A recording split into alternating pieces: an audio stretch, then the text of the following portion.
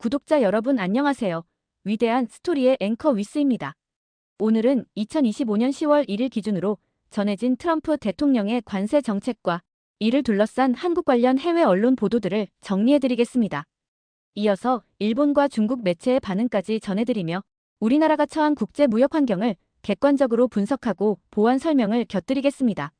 먼저 로이터 통신은 미국과 한국이 외환 시장에서 경쟁 우위를 위해 환율을 조작하지 않기로 합의했다라고 보도했습니다.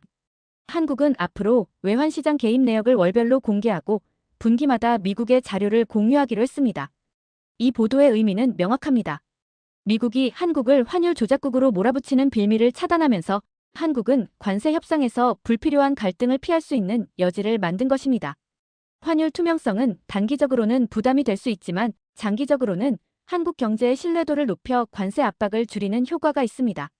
다음으로 AP통신은 미국이 한국 근로자들에게 단기 비자나 무비자 프로그램을 통한 근무를 허용하기로 했다라고 보도했습니다. 이는 최근 조지아주 현대차 배터리 공장에서 발생한 이민 단속 논란 이후 한국 정부가 강력하게 요구한 사안이었습니다.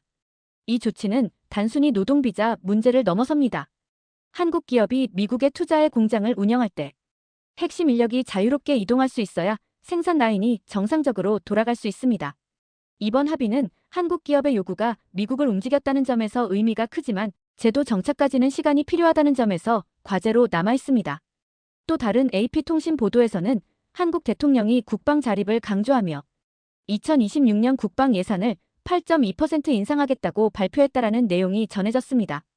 특히 인공지능 무기, 자율드론, 정밀유도, 미사일 확보 등 첨단 전력 강화를 중심으로 국방 개편을 추진한다는 계획도 언급됐습니다. 이는 단순히 국방비 증액을 넘어 트럼프 대통령의 동맹국 압박에 대한 한국의 대응 전략으로 볼 수 있습니다. 미국에 의존하기보다 스스로 국방 능력을 강화해 당당히 맞서겠다는 메시지를 국제사회에 던진 것입니다. 로이터 통신은 또 다른 기사에서 한국의 제조업 활동이 8개월 만에 처음으로 확장세로 돌아섰다라고 보도했습니다. 9월 구매관리자지수 PMI가 50.7로 집계되며 경기 확장의 기준선을 넘어섰다는 것입니다. 신규 주문과 고용도 늘어나는 모습이 나타났습니다. 이 보도는 매우 의미심장합니다.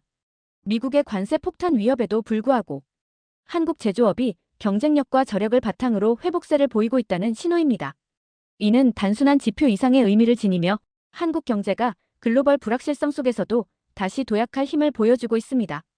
파이낸셜 타임스는 한국이 2008년 이후 최대 규모로 국방 예산을 인상한다고 전했습니다. 기사에서는 이번 조치가 미국의 압박에 수동적으로 반응하는 것이 아니라 오히려 자주적 안보 역량을 강화하려는 의도라고 평가했습니다. 이는 국제사회에 한국이 더 이상 미국의 보호막에만 의존하지 않고 능동적으로 안보 전략을 설계하는 국가라는 인식을 심어주는 계기가 됩니다. 한미 협상에서 미국이 한국을 쉽게 압박하기 어렵게 만드는 중요한 카드가 될 수도 있습니다. 타임지는 트럼프 대통령의 동맹 접근 방식을 비판적으로 조명했습니다. 기사에 따르면 캐나다, 한국, 인도 등 주요 동맹국들이 미국의 거래 중심 태도에 불신을 키우고 있다고 평가했습니다. 특히 한국은 조지아 공장 단속 사태를 통해 동맹이라도 존중받지 못할 수 있다는 현실을 체감한 사례로 거론됐습니다. 이 보도는 우리 외교가 앞으로 어떤 방향을 지향해야 하는지를 보여줍니다. 단순히 미국의 뒤를 따르는 것이 아니라 대등한 동맹국으로서 국익 중심 외교를 펼쳐야 한다는 메시지입니다. 국내 언론과 코리아 중앙데일리는 트럼프 대통령이 의약품에 100% 관세를 검토한다는 위협에 한국 제약바이오 업계가 긴장하고 있다고 보도했습니다. 미국은 협상 과정에서 한국에 3,500억 달러 규모의 대미 투자를 요구하고 있다는 내용도 전해졌습니다. 이 상황은 위기이지만 동시에 기회이기도 합니다. 한국 기업들은 미국 현지 생산 설립을 검토하는 동시에 동남아, 인도 등 신흥시장 진출을 병행할 수 있습니다. 한국 제약바이오 산업은 세계적으로 경쟁력을 갖춘 분야이므로 이번 기회를 새로운 도약의 발판으로 삼을 수 있습니다. 여기까지가 한국 관련 주요 보도들이었고 이제는 일본과 중국 매체의 반응을 살펴보겠습니다. 먼저 일본입니다. 로이터와 AP는 일본이 미국과의 관세 협상에서 5,500억 달러 규모의 대미 투자 패키지를 준비했다고 전했습니다. 일본 협상단은 트럼프가 제안한 25% 관세율을 15%로 낮춘 것은 성과라고 강조했습니다. 그러나 일본 언론 내부에서는 자국 자동차 철강 산업에 미칠 타격을 우려하는 보도가 잇따랐습니다. 일본 정부는 미국과의 동맹을 고려하면서도 산업계 피해를 줄이는 방안을 찾고 있는 상황입니다. 한국의 협상 사례는 일본에게 중요한 벤치마크가 되고 있으며 향후 유사한 전략을 적용할 가능성이 큽니다. 또한 교도통신은 중국 리창 총리가 일본에 친서를 보내 보호주의에 맞서 공동 대응하자고 제안했다고 보도했습니다. 일본은 즉각적 반응을 자제하며 신중한 태도를 보였습니다. 이는 미국과의 안보 관계를 고려한 현실적 선택으로 볼 수 있습니다. 중국 매체의 반응도 주목할 필요가 있습니다. 로이터 보도에 따르면 한중일 3국은 미국의 관세 정책에 대응하기 위해 무역 협력과 공급망 연계를 강화하기로 합의한 바 있습니다. 중국 국영 언론들은 미국의 보호무역주의는 아시아 수출국들을 위협하고 있다며 한국과 일본을 향해 공동 대응을 촉구하는 논조를 내고 있습니다. 또한 중국은 한국의 자주국방 강화와 국익 중심 외교 노선을 긍정적으로 평가하며 이를 미국의 일방주의에 맞서는 동아시아 연대의 신호로 해석하려는 움직임을 보이고 있습니다. 다만 중국의 입장은 철저히 자국 이익에 맞춰져 있어 한국이 지나치게 미국과 대립각을 세울 경우 부담을 떠안을 가능성도 있습니다. 이처럼 일본은 신중한 줄타기, 중국은 적극적인 연대 강조라는 상반된 태도를 보이고 있습니다. 한국 입장에서는 두 나라의 반응을 잘 활용해 외교적 균형을 유지하면서도 국익 중심 전략을 강화하는 것이 중요합니다. 정리하자면 트럼프 대통령의 관세 폭풍 속에서 한국은 위기와 기회가 공존하는 상황에 놓여 있습니다. 해외 주요 매체들은 한국을 단순히 압박당하는 나라가 아니라 자주적이고 능동적으로 대응하는 국가로 평가했습니다.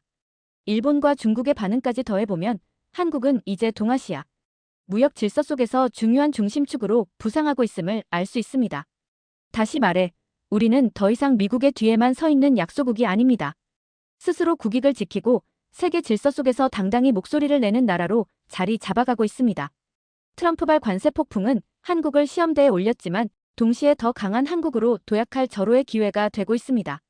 오늘은 트럼프 대통령의 관세 정책과 그에 따른 한국 관련 해외 매체 보도, 그리고 일본과 중국 매체의 반응까지 전해드렸습니다. 해외 언론들의 시선 속에서 한국은 더 이상 수동적으로 끌려다니는 나라가 아니라 능동적으로 대응하며 국제 무역 질서 속에서 중심을 잡아가는 강한 국가로 비춰지고 있습니다. 우리는 이제 미국의 뒤에서만 움직이는 약소국이 아닙니다. 스스로 국익을 지키고 새로운 시장을 개척하며 자주 국방과 경제 자립을 동시에 추진하는 자랑스러운 대한민국입니다. 이번 관세 폭풍은 분명 도전이지만 동시에 우리의 저력을 증명하고 세계에 한국의 힘을 보여줄 기회이기도 합니다. 앞으로도 저희는 여러분께 세계 무역과 외교 현장에서 벌어지는 생생한 소식을 신속하게 전해드리겠습니다. 오늘 내용이 흥미롭고 유익하셨다면 영상이 끝나기 전에 꼭 구독과 좋아요 눌러주시고 알림 설정도 부탁드립니다. 여러분의 관심과 응원이 큰 힘이 됩니다. 감사합니다.